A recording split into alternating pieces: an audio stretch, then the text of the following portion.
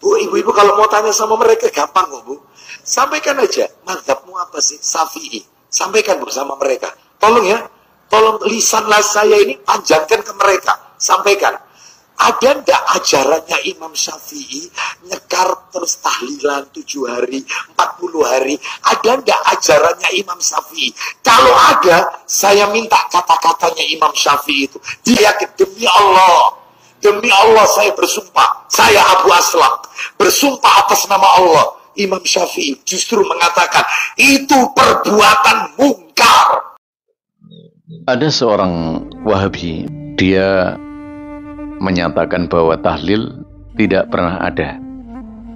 Dia menyatakan bahwa Imam Syafi'i dalam bukunya tidak pernah menyatakan keabsahannya.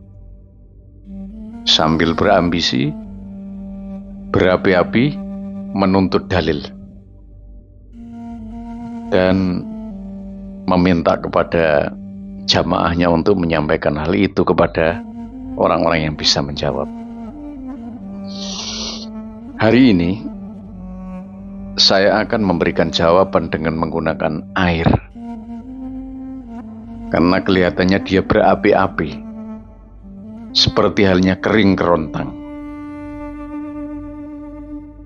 Lalu percikan-percikannya, apinya itu sepertinya membakar semuanya. Yang pertama yang dipertanyakan adalah tentang tahlil 7-40 hari. Dia menyatakan bahwa Imam Syafi'i tidak pernah menyatakan begitu. Orang-orang semacam ini adalah kering literasi dan rapuh dalam argumentasi.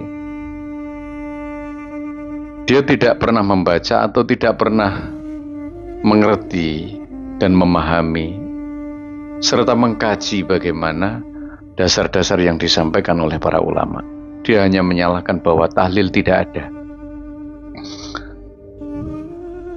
Dia menuntut bahwa istilah tahlil itu harus ada dalam hadis Nabi dan ada pada kaul para ulama, khususnya Imam Syafi'i. Ini kan kebodohan yang sangat luar biasa. Para ulama dahulu membuat terminologi dan istilah tahlil itu sebenarnya punya arti. Artinya adalah yastamilu, mengku, banyak yang di dalamnya berisi membaca Quran, berzikir, membaca istighfar, salawat. Semua itu yang di dalamnya ada kebaikan-kebaikan mendoakan orang-orang yang telah meninggal, namanya tahlil. Jadi dia tidak paham tentang itu. Hanya dia menuntut bahwa ada kata tahlil itu dalam sebuah teks hadis. Ini orang-orang tekstual, tapi tidak paham tentang kontekstual. Oleh karena itu maka kami akan menyampaikan beberapa hal tentang tahlil. Tahlil 7 hari sampai pada 40 hari. Bingkai yang ada di dalamnya adalah membaca Quran. Mari kita coba melihat bagaimana Imam Syafi'i melegitimasi bacaan Quran. Ada 2 pendapat. Yang pertama adalah qaulul masyhur, yang kedua adalah qaulul mukhtar. Masyhur itu artinya adalah qaul yang terkenal pada saat itu.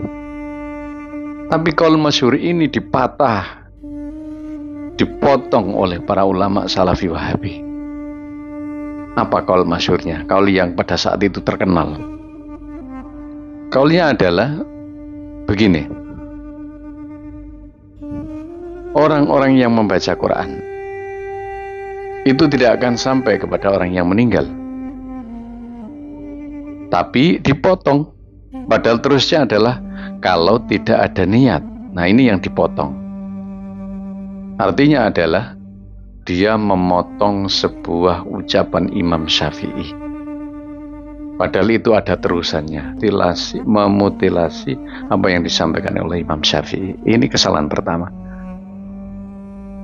Jadi masih ada ruang untuk menyatakan bahwa tahlil itu sampai. Tidak sampai kalau tidak ada niat untuk disampaikan kepada orang-orang yang meninggal. Qaul yang kedua adalah qaul mukhtar, adalah qaul yang terpilih. Kelas terpilih dengan masyhur itu lebih baik terpilih daripada masyhur. Masyhur itu hanya terkenal, tapi mukhtar itu terpilih. Yang dipilih apa? Yaitu orang-orang yang membaca Quran menurut Imam Syafi'i. Sampai pada khatam maka lebih baik, dan itu sampai ya manfaat barokahnya untuk orang yang meninggal. Orang-orang yang ikhlas mengirimkan bacaan itu akan sampai. Ini masalah kaul Imam Syafi'i.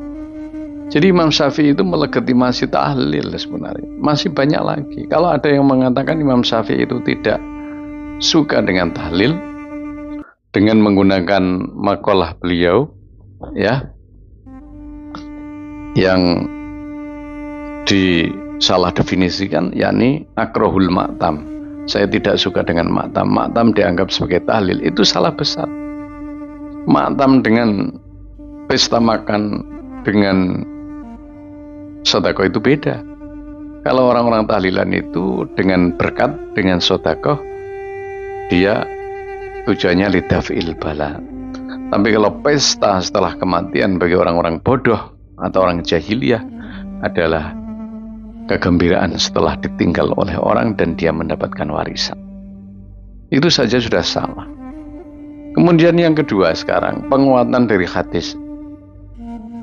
Seorang sahabat yang namanya Tawus itu pernah menyampaikan begini. Ya, dari beliau Rasulullah SAW, innal mauta yuftanuna fi quburihim sab'an. Orang-orang yang mati itu dicoba dalam 7 hari. Maka ulama-ulama itu untuk mengisi kekosongan 7 hari dibuatlah doa sampai 7 hari supaya lolos cobaannya. Nah, faistahabbuna at-ta'am kal ayam. Lalu mereka dengan senang hati membuat makanan pada malam itu, pada hari itu. Kemudian makanan itu disampaikan, diberikan kepada orang-orang yang ikut dalam tahlilan, lalu dimakan bersama dengan tujuan sedekah lidaf'il bala. Nah, Sayyidina Umar mengatakan, wa ammal munafik wal kafir, dan orang munafik dan kafir itu ya yuftanu arba'ina sobahan, dicoba 40 hari. Jadi 7 sampai 40 hari itu digunakan untuk mengantisipasi agar Allah memberikan pengampunan. Orang mukmin 7 hari, orang kafir dan orang munafik 40 hari. Dan seterusnya, dan seterusnya. Inilah yang menjadi sebuah prinsip bahwa manusia itu harus didoakan. Yang terakhir adalah dia dengan ambisi,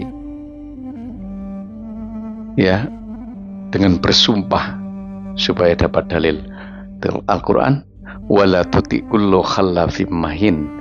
Jangan engkau mengikuti orang yang bersumpah, karena orang yang bersumpah itu dia akan membangun kebohongan-kebohongan, dan kebohongan itu akan dibangun demi kebohongan-kebohongan baru, bahkan syariat pun dibohongi.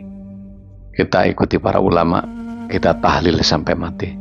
Semoga Allah melindungi dan mengampuni dosa-dosa orang yang meninggal dan mengampuni dosa-dosa kita yang banyak dosanya ini. Wallahu a'lam bishawab.